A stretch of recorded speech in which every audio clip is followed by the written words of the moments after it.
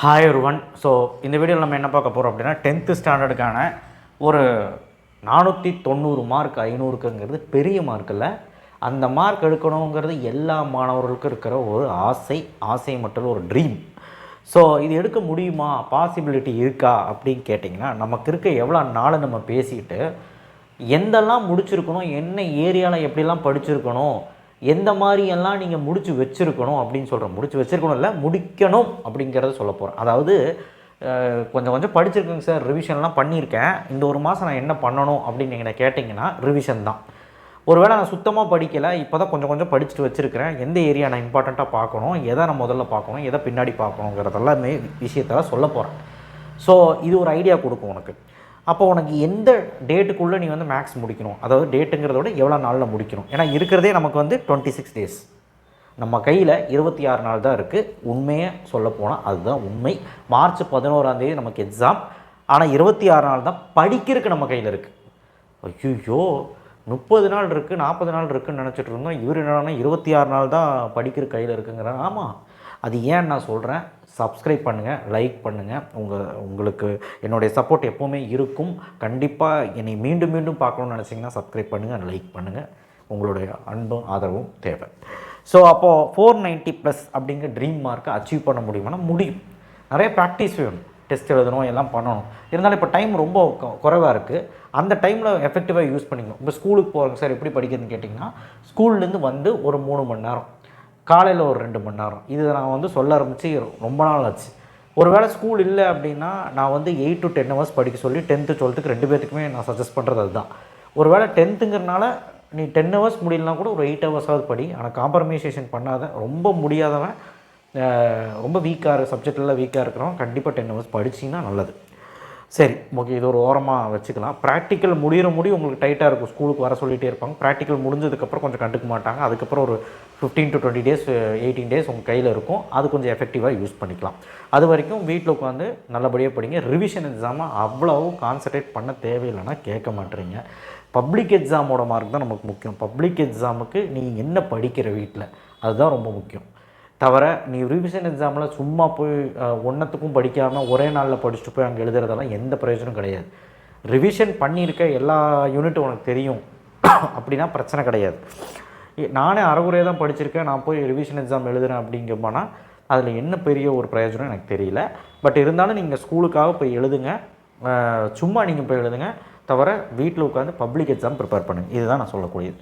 So அப்போ பிப்ரவரி month தான் இருக்குது. பிப்ரவரி 5லேருந்து 28க்குள்ளே வந்து பார்த்திங்கன்னா 23 நாள் இருக்குது. ஏன்னா இன்றைக்கி 5ஆம் தேதி, 23 நாள் இருக்குது. ப்ராக்டிக்கல் வந்து 2 நாள் போயிடும்னு வச்சுக்கோங்க. மாடல் ப்ராக்டிக்கல் அது இதுன்னு சொல்லி 2-3 நாள் போயிடுன்னு வச்சுக்கோங்க. அப்படி 2 நாள்னே வச்சா கூட மைனஸ் பண்ணால் 21 நாள் இந்த மாதம் நம்ம கையில் படிக்கிறதுக்கு டைம் இருக்குது. அதே மாதிரி மார்ச் மாதம் ஒரு 10 நாள் டைம் இருக்குதுன்னு நினச்சிட்டு இருப்பீங்க. 10 நாள் கிடையாது, 5 நாள் தான். 5 நாள் தான். மார்ச் 1லேருந்து 5ஆம் தேதி முடிதான் உங்களால் படிக்க முடியும். ஏன்னா 6, 7, 8, 9, 10 4 நாள் வந்து பார்த்திங்கன்னா 4 நாளோ 5 நாளோ வந்து பார்த்திங்கன்னா தமிழ் எக்ஸாம் படிக்கும். 6, 7, 8, 9, 10 5 நாள் தமிழ் கொடுத்துருக்கேன். நீங்கள் 5 நாள் படித்தாலும் சரி, 4 நாள் படித்தாலும் சரி, அப்போது அந்த கடைசி 4 நாள் 5 நாள் வந்து தமிழுக்கு நம்ம ரிவிஷன் பண்ண போயிடும். கரெக்டாக? அப்போ மார்ச் 11 இப்போ எக்ஸாம் எழுதணும்னா தமிழ் ரிவிஷன் பண்ணணும்ல, முன்னாடி நாள் தான் பண்ணுவியா? ஒரு 4 நாள் வேணும்ல, அதுக்கு நான் இங்கே வந்து ஆட் பண்ணலை. அப்போ மொத்தமாக 26 நாள் தான் இருக்குது நம்ம கையில். இந்த 26 நாளில் நம்மளால் ஸ்கோர் பண்ண முடியுமா அப்படின்னு கேட்டால் கன்ஃபார்மாக முடியும். இந்த மார்க் நீ மனசு வச்சா. ஸோ பேப்பர் ப்ரெசன்டேஷன் வந்து எப்படி பப்ளிக் பேப்பரில் ப்ரெசென்ட் பண்ணுறது, எப்படி என்ன பண்ணால் என்ன ட்ரிக்காக எப்படி எழுதுறது, எப்படி நம்மளால் வந்து பெரிய அளவில் மார்க் எடுக்கிறதுங்கிறது எல்லாமே வந்துக்கிட்டு இருக்க வீடியோ வரும். இப்போ இந்த வீடியோ ரொம்ப ரொம்ப முக்கியமான வீடியோ. நீ இந்த இருக்கிற 26 நாளில் எப்படி படித்து முடிக்கணும்னு சொல்ல போகிறேன். ஸோ அப்போ மேக்ஸில் வந்து 18 நாள் டைம் எடுத்துக்கோ. 26 நாளில் 18 நாள் மேக்ஸுக்கே எடுத்துக்கோ, தப்பே கிடையாது. ஆனால் டெய்லி உட்காந்து 8 மணி நேரம் 10 மணி நேரம் மேக்ஸ் படிக்க சொல்ல, அதே மாதிரி டெய்லி உட்காந்து 4 மணி நேரம் 5 மணி நேரம் மேக்ஸ் படிக்க சொல்ல. நீ ஒரு 1.5 ஹவர்ஸ்லேருந்து 2 ஹவர்ஸ், ஒரு காலையில் எழுந்திரிச்சு 2 மணி நேரம், அப்போ ஈவினிங் வந்து சயின்ஸ். அதே மாதிரி அடுத்த நாள் வந்து காலையில் எழுந்திரிச்சு மேக்ஸ்னால் ஈவினிங் வந்து சயின்ஸ், சோஷியல், அந்த மாதிரி பண்ணு. இல்லையா, மேக்ஸ் ஒரு 1.5 மணி நேரம் மட்டும் ஒதுக்கு டெய்லியும். ரொம்ப வீக்காக இருந்தீங்கன்னா கண்டிப்பாக 2 மணி நேரம் வேணும். ஸோ இந்த மாதிரி தான் நான் 18 டேஸ்ன்னு சொல்கிறேன். ஏன்னா உங்கள் டைமில் ஸ்கூலுக்கு போயிட்டுருக்கேன். ஒருவேளை ஸ்கூலுக்கு போகலை அப்படின்னா காலையில் ஒரு 3 to 4 ஹவர்ஸ் மேக்ஸ், அப்புறம் சாயங்காலம் வேறு சப்ஜெக்ட். அப்படி 18 நாள் டைம் எடுத்துக்கோ. ஒருவேளை நல்லா ரிவிஷன் பண்ணிட்டேன், நல்லா தான் படித்து வச்சுருக்கேன்னா பிரச்சனை கிடையாது. அவங்க ஒரு 10 to 12 டேஸில் முடிச்சுக்கலாம். பட் 18 நாளுங்கிறது ஒன்றுமே படிக்கல, இப்போ தான் ரிவிஷன் பண்ண போகிறோம் உங்களுக்கு. First chapter, second chapter, fourth chapter theorem மட்டும் கான்சன்ட்ரேட் பண்ணுங்கள். மேட்ரிக்ஸ் இது எல்லாமே படித்து முடிச்சிருக்கணும். படிச்சிட்டிங்களான்னு செக் பண்ணிக்கோங்க, படிக்கலன்னா படிங்க. 6.2லேருந்து 6.4 வரைக்கும் படிச்சிருக்கணும். 7.2லேருந்து 7.4, 8.3, 8.4 ப்ராபபிலிட்டி. 8.1, 2லேயும் 2 மார்க் மட்டும் கான்சன்ட்ரேட் பண்ணுங்கள். அதுக்கப்புறம் தேர்ட் சாப்டரில் வந்து 2 மார்க்கில் 3.2, 3.4, 3.7, 3.9, 3.13. 5 மார்க்கில் இங்கே எழுதலை, 5 மார்க் இங்கே எழுதுகிறேன். 5 மார்க்கில் at least 3.1, 3.2, 3.8 GCD, square root, simultaneous ஈக்குவேஷனாவது கான்சன்ட்ரேட் பண்ணி இப்போதைக்கு. ஆல்ஃபா பீட்டா தெரிஞ்சால் கான்சன்ட்ரேட் பண்ணுங்கள், தெரிலனா விட்டுருங்க. இதை 3வது கான்சன்ட்ரேட் பண்ணுங்கள். ஆல்ஃபா பீட்டாங்க 3.14. 5th சாப்டர் பொறுத்த வரைக்கும் 5 மார்க்குனா 5.1, 5.2, 5.3 இருக்கக்கூடிய ஒரு 10 5 மார்க் இருக்குது. ஸோ அதை மட்டும் கான்சன்ட்ரேட் பண்ணுங்கள். நான் கொடுத்துருக்கேன் இம்பார்ட்டன்ட். 2 மார்க் தான் கொடுக்கல, அது கூடிய சீக்கிரம் கொடுத்துட்றேன் நாளைக்கு. 5.4ல் 2 மார்க் மட்டும் கான்சன்ட்ரேட் பண்ணுங்கள். 7th சாப்டரில் 2 மார்க்கு 7.1, 7.2ல் 2 மார்க் கான்சன்ட்ரேட் பண்ணுங்கள். அது போக இப்போ நான் ஃபஸ்ட் சாப்டர், செகண்ட் சாப்டர் சொல்லியிருப்பேன். 8th சாப்டர் 8.3, 8.4 சொல்லியிருப்பேன். அதுலேயும் 2 மார்க்ஸ் இருக்குது பாருங்கள். மேட்ரிக்ஸ்லேயும் 2 மார்க்ஸ் இருக்குது பாருங்கள். உங்களுக்கு கண்டிப்பாக 2 மார்க் 10மே எழுத முடியும், 5 மார்க்கும் எழுத முடியும். கம்பல்சரிக்கு என்ன பண்ணலாங்கிறது நான் தனியாக சென்டம் எடுக்கிற வீடியோவே போட்டிருக்கேன், அது பாருங்கள். மேக்ஸ் சென்டம் எப்படி எடுக்கிறது அப்படின்னு சொல்லிட்டு விவேக் மேக்ஸ் அண்ட் சயின்ஸ் நடிக்கும் வரும், நான் தெளிவாக போட்டிருக்கேன். ஸோ இத்தனையுமே நீங்கள் வந்து 18 நாளுக்குள்ளே நீங்கள் வந்து ரிவிஷன் பண்ணி முடிக்கணும். அடுத்தது சயின்ஸ் 1 மார்க்கு பார்த்துக்கோங்க. எக்ஸாம் அன்றைக்கி பார்த்தா மண்டல் ஏறாது. சயின்ஸில் வந்து பார்த்திங்கன்னா உங்களுக்கு 15 நாள் டைம் எடுத்துக்கோங்க படிக்கிறதுக்கு. 15 நாள் தான் கணக்கு வச்சுக்கணும். ஃபிசிக்ஸில் வந்து ஃபஸ்ட்டு 6 லெசன் நியூமெரிக்கல் ப்ராப்ளமோட. கெமிஸ்ட்ரி வந்து 7 to 11 வித் ஆர்ட்ஸ் கொஸ்டினோட.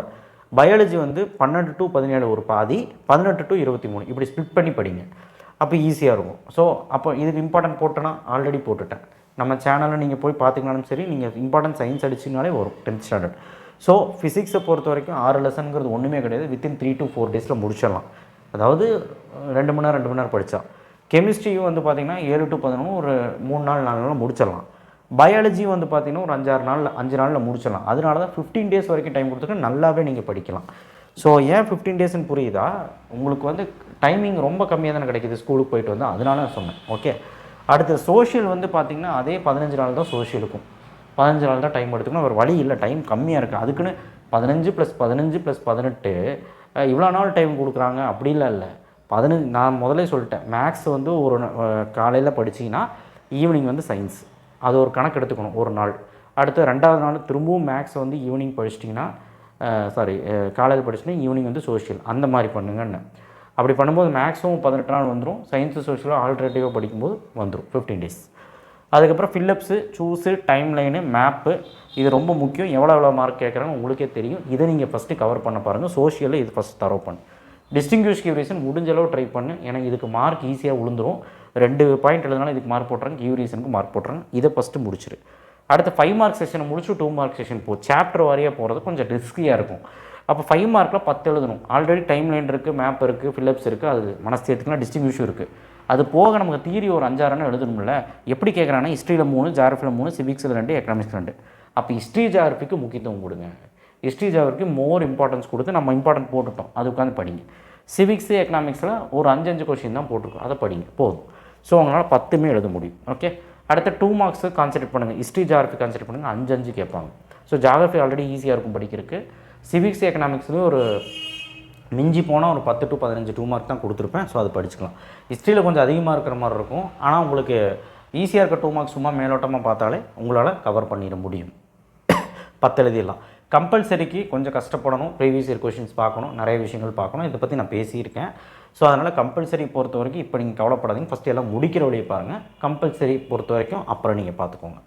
ஸோ 15 டேஸில் நீங்கள் இந்த வேலையை பண்ணணும். எப்படி பிரித்து பண்ணாலும் சரி. ஓகே. ஃபஸ்ட்டு ஹிஸ்ட்ரி ஜியாகிரஃபி முடிச்சுட்டு அப்புறம் civics, economics.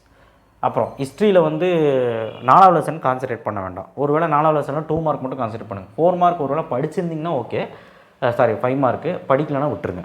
ஜியாகிரஃபியில் 7 lesson easy. சிவிக்ஸ்லேயுமே panchayat ஒன்றும் கிடையாது, எக்கனாமிக்ஸும் கிடையாது. ஏன்னா நான் கொஸ்டின்ஸே கம்மியாக தான் கொடுத்துருக்கேன், நீங்கள் ஈஸியாக படிச்சுக்கலாம். இப்போ தமிழுக்கு வரும்.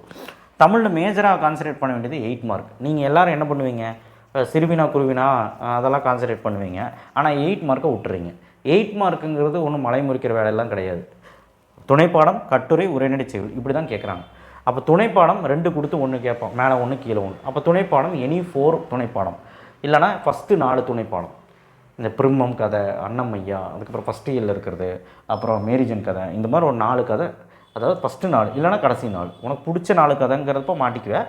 அப்படி ஃபஸ்ட்டு நாள் அந்த மாதிரி படிச்சிங்கன்னா ஈஸியாக இருக்கும். கட்டுரை அப்படிங்கும்போது 2 கட்டுரை தான், சான்றோட தமிழ், அதுக்கப்புறம் உனக்கு மொயிலாட்டம் அது. ஸோ 2 கட்டுரை தான் இருக்குது. அது போக பொது கட்டுரை தான் கேட்குறாங்க. அது மாதிரி எந்த மாதிரி கேட்குறாங்க அப்படிங்கிறது ப்ரீவியஸ் இயர் பார்த்து நம்ம படிச்சுக்கலாம். ஓகே, சரி. அதுவும் ஓனாகவே எழுதலாம், அவங்களே ஹெட்டிங்கும் கொடுத்துட்றாங்க சில டைம். ஸோ ஹெட்டிங் எழுதினாலே 2 மார்க் கிடைக்கும். குறிப்பிச்சிட்டு போட்டு நல்லாவே எழுதுங்க. ஓகே, ஸோ அப்போ இது 2 மனப்பாடம் பண்ண தேவையில்லை, புரிஞ்சு படித்தா போதும். உரைநடை செய்யுள் இதில் வந்து உங்களுக்கு ஏகப்பட்ட கொஷின்ஸ் இருக்கும். ஸோ நான் ஒரு 10லேருந்து 8 கொஷின் கொடுக்குறேன் இதில். ஸோ அதை மட்டும் நீங்கள் படித்தா போதும், அந்த வீடியோ வரும். இதெல்லாம் எப்போ சார் படிக்கிறது தமிழ் அப்படின்னு கேட்டிங்கன்னா, கடைசி ப்ராக்டிக்கல் முடிஞ்சதுக்கப்புறம் ஒரு 26ஆம் தேதிக்கு மேலே தமிழ் ஆரம்பிங்க, போதும். ஸோ போதும், ஒரு 3 நாள் 4 நாள் தமிழ் படித்தா போதும். கடைசி 5 நாள் திரும்ப தமிழ் தான் படிக்கிறீங்க. அதனால் அடுத்த 5 மார்க்கு படிவம், கவிதை, நிற்காதற்கத்தக, அதான் இன்சொல் தீய சொல், வீட்டிலையும் பள்ளியிலையும் மாணவன் என்ன பண்ணுவான், அதுக்கப்புறம் நன்மைகள் என்ன, இந்த மாதிரி. ஸோ இந்த கொஸ்டின் படித்தாலும் இதில் 5 மார்க்கு தரும். மொழிபெயர்ப்பு இருக்குது, மொழிபெயர்ப்பு கோட்டை விட்டுறீங்க. ஸோ ஆப்ஷன் இது வரும். படிவம் எல்லோரும் படிச்சிருங்க. கவிதையும் ஈஸி, அது பொதுவாக எழுதுகிற கவிதை எழுதுனா போதும். கடிதம் ஈஸி, ஒரு 4 கடிதம் தான் இருக்குது, படிச்சிடலாம். அடுத்த சிறுவினா அப்படிங்கிறது அந்த இடத்துல என்ன இம்பார்ட்டன்ட் வருங்கிறது நான் வீடியோ போடுறேன். இல்லைனா ஆஃபேலிக் நான் போட்ட வீடியோ வச்சு கூட படிக்கலாம். அடுத்தது 3 மார்க். 3 மார்க்கில் அணி அழகிடுதல், இதில் இலக்கண கொஸ்டினும் வரும். ஸோ அதை புக் பேக் தான் வரும். ஸோ அப்போ அணி என்னங்கன்னு படிக்க முடியும்னா புக் பேக் கொஸ்டின்ஸ் எல்லாம் நான் கொடுக்குறது படிச்சிங்கன்னா அழகிடுதலும் பார்த்தீங்கன்னா இதில் 6 மார்க் எடுத்துடலாம். சிறுவினா அப்படிங்கிறது உரைநடை செய்யுளில் வரும். அதில் வந்து நீங்கள் எனி 4 யூனிட்ஸ் 4 யூனிட்ஸ் நல்லா படிச்சினாலே இதுலேயும் 2 எழுதலாம், இது 2 எழுதலாம். ஏன்னா ஒன்று உரையை பற்றி எடுத்து கொடுத்து எழுதுறது, இன்னொன்று வந்து பார்த்திங்கன்னா அந்த பாடல் எழுதுறது. ஸோ அதனால் இன்னும் ஒன்று தான் எழுத போகிறீங்க 2லேயுமே. அதனால் பெரிய விஷயமெல்லாம் கிடையாது. ஃபஸ்ட் இயர்லேருந்தே எல்லாமே வந்துடும். அந்த மாதிரி தான் கேட்பாங்க. அதுக்குன்னு ஃபஸ்ட் இயர் மட்டும் நம்பிட்டு போகாதீங்க. அடுத்து குருவினா அப்படிங்கும்போது குருவினா வந்து பார்த்திங்கன்னா உங்களுக்கு பெரிய விஷயம் கிடையாது. வினாவிடை, அதுக்கப்புறம் வந்து பார்த்திங்கன்னா குறள், இது வந்து கம்பல்சரியாக எழுதிடுவீங்க. மீதி 3 தான் எழுத போகிறீங்க. புக் பேக்கில் நீங்கள் ஃபஸ்ட்டு 4 லெசன் படிச்சிங்கனாலே அதுவும் எழுதிடலாம். ஸோ அதுக்கு 4 லெசன் மட்டும் படிக்க சொல்ல, நல்லா படிக்கணுங்க, எல்லாமே படிங்க. முடியாத பசங்க ஏதாவது ஒரு 4 லெசன் நல்லா படிச்சினாலும் இப்போதைக்கு போதும். அடுத்தது 1 மார்க் வந்து 14 1 மார்க்கில் 10லேருந்து 9 புக் பேக் வந்துடும்.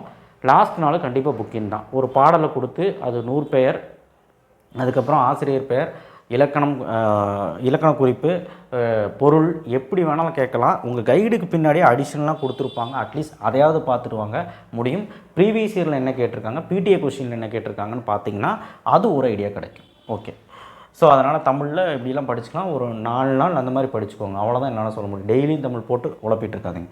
இங்கிலீஷ் அப்படிங்கும்போது first detail, prose any 4, poem any 4, supplementary any 4. Any 4ங்கிறதோட ஃபஸ்ட்டு 4. ஓகேவா? அது செலக்டிவாக படிச்சிங்கன்னா டீட்டெயில் எல்லாமே எழுதிடலாம். ப்ரோஸில் 2 டீட்டெயில் எழுதிடலாம், போயமில் 2 டீட்டெயில் எழுதிடலாம், சப்ளிமெண்ட்ரி 1 8 மார்க் எழுதிடலாம். அது போக போயமில் வந்து பார்த்திங்கன்னா போய்க்கு டிவைஸ்னு ஒன்று கேட்பான், அதை ஆப்ஷன் எழுதிக்கலாம், பேராஃப்ரேஸ் எழுத வேண்டாம். அடுத்தது 2 மார்க் ப்ரோஸ் வந்து அதுக்கு தான் சொன்னேன், இங்கிலீஷ் எல்லாம் ஒரு 2 நாள் உட்காந்து படிச்சிங்கன்னா போதும். ஏன்னா ஆல்ரெடி லீவு நமக்கு 4 நாள் இருக்குது. அந்த டைமில் படித்தாலும் சரி, இல்லை ஏதாவது இதில் படிக்கலைன்னா இப்போ உட்காந்து கொஞ்சம் அந்த ப்ரோஸில் கொஸ்டின் ஆன்சர்ஸும், ப்ரோஸ் போயமில் கொஸ்டின் ஆன்சர்ஸும் அது மட்டும் படிங்க. மீதி எல்லாமே நீங்கள் கண்ணில் பார்த்தீங்கன்னா போதும். அந்த மாதிரி தான் இருக்கும். பெரிய லெவலில் நமக்கு படிக்கணும் அவசியம் இல்லை. ஒரு 2-3 நாள் மார்ச்சில் அந்த ஃபஸ்ட்டு வீக்கில் ஒரு 2-3 நாள் வேணால் வந்து இங்கிலீஷ் பார்த்துக்கோங்க. அதுக்கப்புறம் ப்ரோஸில் இவ்வளோ ஈஸி தான். 2 மார்க் வந்து எனி 5 லெசன் படித்தா போதும் கரெக்டாக. அப்ரிசியேஷன் கொஷின் வந்து பார்த்திங்கன்னா புக் பேக் கான்சென்ட்ரேட் பண்ணி இம்பார்ட்டன்ட் நம்ம கொடுக்குறது போதும். 1 மார்க் வந்து 14மே வே டு சக்ஸஸ் படிச்சிங்கன்னா 14மே எடுத்துடலாம். கிராமரை பொறுத்த வரைக்கும் punctuation, jumble sentence, active voice, passive voice, இது நீங்கள் பார்த்தீங்கன்னா போதும். வேறு எதுவுமே கான்சென்ட்ரேட் பண்ண வேண்டாம். அப்போ இதில் வந்து கான்சென்ட்ரேட் பண்ணி ப்ரீவியஸில் என்ன கேட்டிருக்காங்க ப்ராக்டிஸ் பண்ணுங்கள். ஓகேவா? ரோட் மேப்பு எழுதிடுவீங்க. 5 மார்க் காம்ப்ரிஹென்ஷன் அந்த சப்ளிமெண்ட்ரியோட எழுதிடுவீங்க.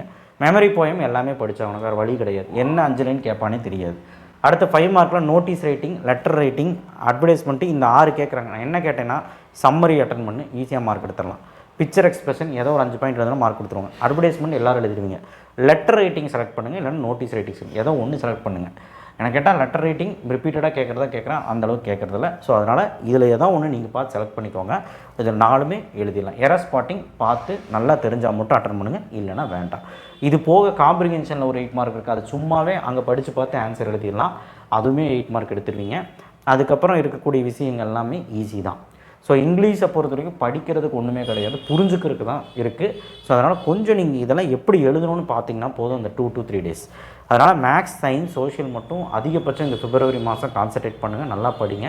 இவ்வளோ விஷயங்கள் கரெக்டாக பண்ணிங்க அப்படின்னாலே உங்களால் 490 480 475க்கு மேலே எடுக்க முடியும். ஆனால் எடுக்க முடியும்னு நினச்சி படித்தா தான் எடுக்க முடியும். நீங்கள் 490 டார்கெட் பண்ணால் தான் நீங்கள் வந்து 450 எடுப்பீங்க. அதான் உண்மை. நீங்கள் 450 டார்கெட் பண்ணி படிச்சிங்கன்னா ஒன்றுத்துக்காகாது. 400 டார்கெட் பண்ணிங்கன்னா 350 தான் வரும். ஸோ ஆனால் டார்கெட் வந்து ஹை லெவலில் வைங்க, அப்போ தான் நல்ல மார்க் எடுக்க முடியும். தேங்க்யூ. ஷேர் பண்ணுங்கள், சப்ஸ்கிரைப் பண்ணுங்கள், மறக்காமல் பெல் ஐக்கான் ப்ரெஸ் பண்ணுங்கள். 10th ஸ்டாண்டர்ட் சப்போர்ட் பண்ணுங்கள். கன்ஃபார்மாக சொல்கிறேன், இந்த வருஷம் பப்ளிக் ஈஸியாக தான் வரும். ஸோ அதனால் அதை நீங்கள் அட்வான்டேஜாக எடுத்துக்க நல்லபடியாக எக்ஸாம் எழுதுங்க. லீவும் நிறையா இருக்குது. ஸோ அதனால் பேனிக் ஆக வேண்டாம். நல்லா உட்காந்து நிம்மதியாக உட்காந்து படிங்க. கன்ஃபார்மாக நம்மளால் ஜெயிக்க முடியும். தேங்க்யூ.